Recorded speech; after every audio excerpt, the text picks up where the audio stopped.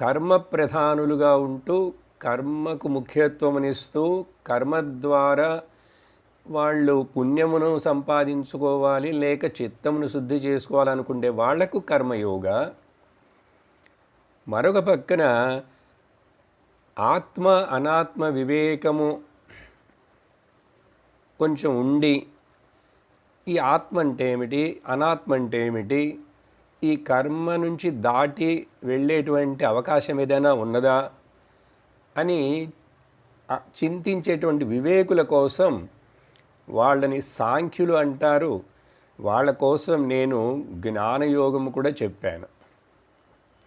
అప్పుడు మొదటి మెట్లో ఉన్నటువంటి ఈ కర్మయోగులు కర్మయోగము ద్వారా అర్హతను పొంది చిత్తశుద్ధిని పొంది వాళ్ళు జ్ఞాన ప్రాప్తి కోసం జ్ఞానయోగమునకు వస్తారు.